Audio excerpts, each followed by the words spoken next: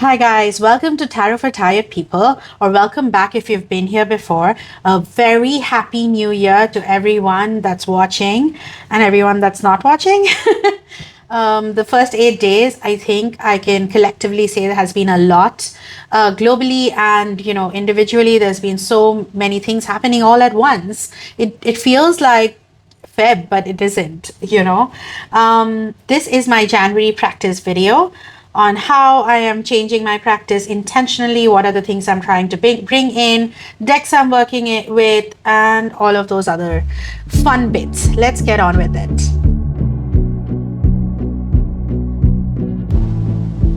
So this is my January tarot practice video, and I am going to share how I'm changing my practice intentionally.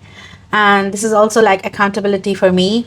These videos really help me look at things from an eagle's eye perspective, and my January decks and what I'm changing from last year and how I am seeking the balance that I want in this year. So what last year was tarot, I was only reading tarot books, I was watching Tarot Tube, I was researching tarot decks, and I was buying only tarot decks. And what I like, how do I put it? Like every single free minute of the day, I sat with tarot. And that was a very big problem. I tend to do that. I know it might be very unique to me, but it's not a good habit. So before I completely started hating tarot, I decided to change it, correct? Now, this year, till now, I know it's been only 8 days, but I have been intentionally putting in more balance. I've taken tarot out of pre-work. Like I don't sit with it in the morning. Depending on how the day is, I sit with it for the first time in the afternoon, maybe a little pull, or really only in the evening. One practice I've incorporated are envelope readings. I know a lot of tarot tubers and a lot of practitioners out there do this. I think this was recommended by Lisa Pepys. What I do is 3 cards, 3 decks for the week. My intention is to use decks that I don't use otherwise, that I don't get called to use, are the decks I want to use for these envelope readings. So what I've been doing is I've been putting 1 card from each of these decks into 7 envelopes, and then I take them whenever I feel like reaching out to them, but mostly it's been at night, and it's been quite reflective, like, it was a bit like, King of Cups today. That was right. And it's quite nice when you see, your days gone by and you get your day's message and you're like, yeah, it was like that.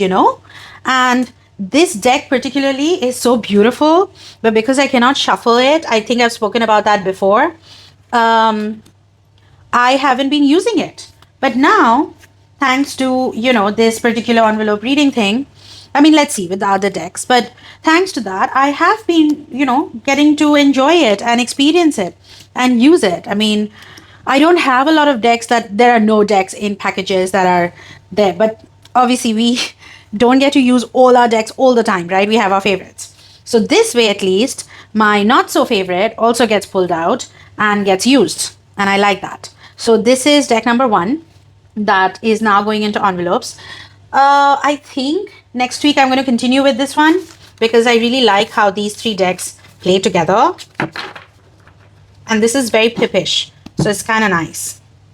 Then we have the Golden Light Oracle, which is again a very pretty deck, but again, not a very deep deck. So I have kind of only liked it from a perspective of, what, I don't think that works, but basically the font is quite thin in both these decks.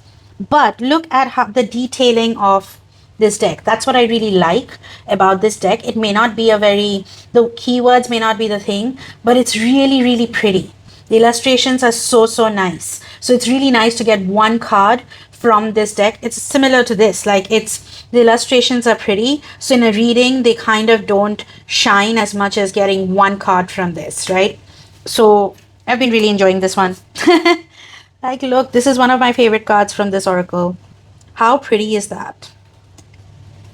And the third one that I have but I do have 2 affirmation decks, and I'm like, why not use them? Because otherwise they're just sitting. This is pre-tarot days I used to have this. And now I've added it onto my envelopes. So I have one card, one tarot card, one oracle card, and one affirmation card. And every week, depending on the decks I'm using, it might change. I might have 3 tarot cards if I want. But it's very nice to get this message, and it has been quite accurate. Like, I didn't think it would be, but it's been. Oh, so the name of the deck is this: The Universe. It's a mass market deck. The Universe Has Your Back. Very old deck of mine, but I like it. But because affirmation cards can be quite preachy, it's nice when they're combined with something else. So that's been my first new addition to my practice, envelope readings. So now the low buy conversation. We're all having it, right? Now for me, I am not intentionally doing a low buy. I'm intentionally doing balance, correct? Because I'm also actively healing from self-deprivation and scarcity mindsets. So I don't tell myself, I'm not going to buy this or you shouldn't buy this. It's something I've learned the hard way, to buy things for joy. And I have to continue doing that. But what I'm doing is, I used to also have a sheet like all of us, the wish list and then the decks we are buying for the month and all of that. Now, what I've done is I have created a shared list for all non-essential spending. Basically, the boots go with the deck that I'm buying for the month. And what I've seen, at least till now, I know it's been just 8 days, but I was doing my January shopping. And while the overall budget for shopping remains the same, the change is more like choice and not permission. So tarot decks automatically, I can see that budget go down, right? So I'm like, oh, I bought the boots, so I'm just going to buy one deck. We'll see. I'll report back by the end of the month how it went. But for now, it has helped me because that's what I did intentionally last year. Last year was a collection year. So I spent all my budget, or at least 90% of it, on decks. And I don't want to do it this year in the same way. I do want to buy other things. And as of now, yeah, we have a new bag. We have new boots. Yes, girls, we do. And we have a new deck. We'll see. I really want to add one more. There's a little bit of budget left. We'll see. I have to wait. So now, January decks. The decks I'm working with, I was working with in December. So I will continue working with them because I'm really vibing with them. I really like them. I've shown these. My Friend Fire, it's everybody's favorite oracle right now. The Lighted Window Tarot, I showed it the day it arrived and I didn't know how I'd feel about it. If I'm continuing to work with it more than a month, it means I really like it. I didn't think how I would like it because it's a pip deck. And then this beauty, the Flower Oracle. I know all 3 indie decks, right? But this Flower Oracle was bought, I don't know, somewhere a while ago, maybe July, maybe August. And I thought it was a mistake. I thought, oh my God, I not hate it, but I just couldn't connect with it. And that's what you love about some of the things you buy, especially if you're not an impulsive buyer. And then you question, why am I not connecting? I thought I would. But now I've been using this maybe even more than a month. And I really, really love it. It's been really connecting with me right now. I keep changing sometimes in between the other decks, but these 3 are friends. But this one, I continue. So, yeah. Love it. Anyway, let's go through the decks, shall we?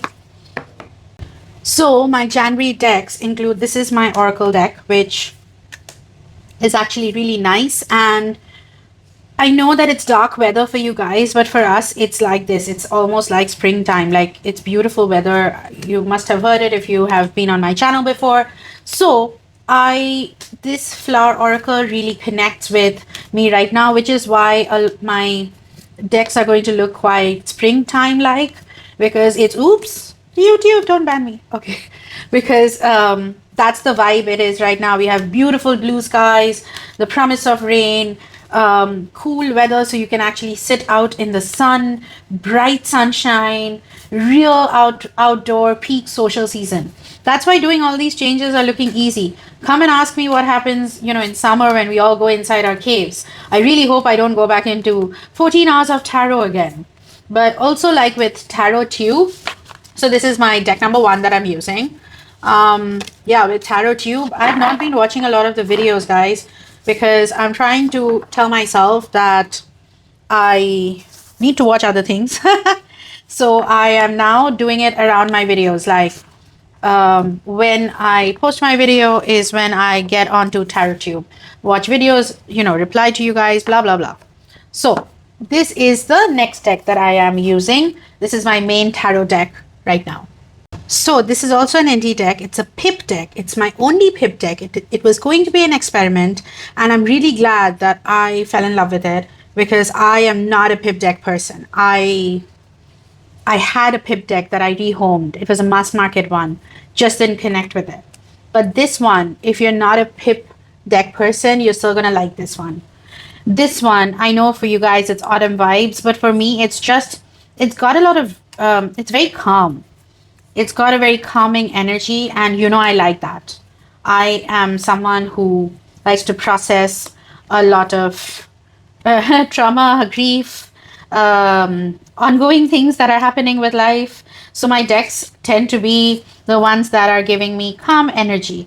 And if a deck is exceptionally, like, I don't know, I don't want to say harsh, but there are some decks that have very strong energy. I don't tend to use them a lot. I don't know what the word would be, the adjective would be for the kind of energy I'm talking about, but I think if you are into tarot. This one's kind of calm. This one, you could get because it's a pip deck, you'd get a 3 of swords or an 8 of swords, and the art is not too provocative, and yet this is not a very emotive, all of that kind of deck. This is a very chill deck, and that's the kind of vibe I'm in right now, so I've been chilling with it. There is a place and time for all kinds of decks, right? But I have even tried to put this back on the shelf, try some other deck, because that's what I used to do. Like new month, new deck, sometimes new week, new deck. But then I've gone back straight up and found this deck again. So I'm like, okay, you work with me till you want to work with me. I'm here for you, because clearly my intuition, my higher self wants to work with her, and it's a really nice deck. Like, I really like the cup suit. It's so cute. It's one of the reasons why I bought this, and not knowing how I'd feel about. And I think she's done a really good job when it comes to making expressive pips. Like, look at that tower card. It's not triggering in any way. It's nice. I like it. It doesn't feel like everything in your life is going to crash and burn. Or, but yeah, so this has been my main tarot deck while I try to stay away from tarot and do other things, which is basically watching something called Sleepy History. Do you guys watch it? It's kind of cool. It's this guy that talks about medieval times on YouTube, but he does it in a way that you can go to sleep with it.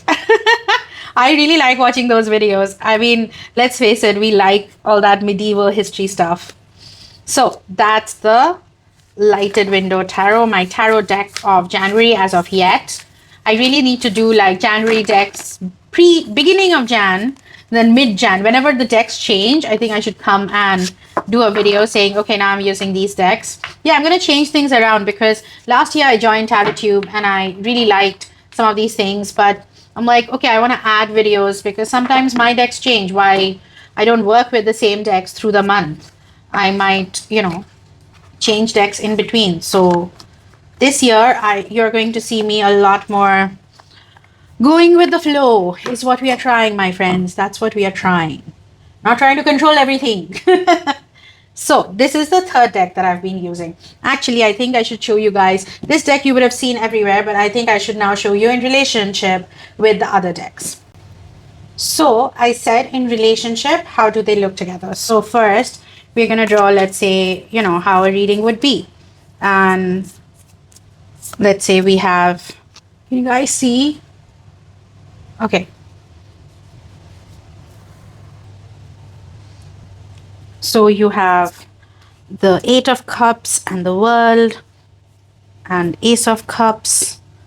And then I would take the Flower Oracle and get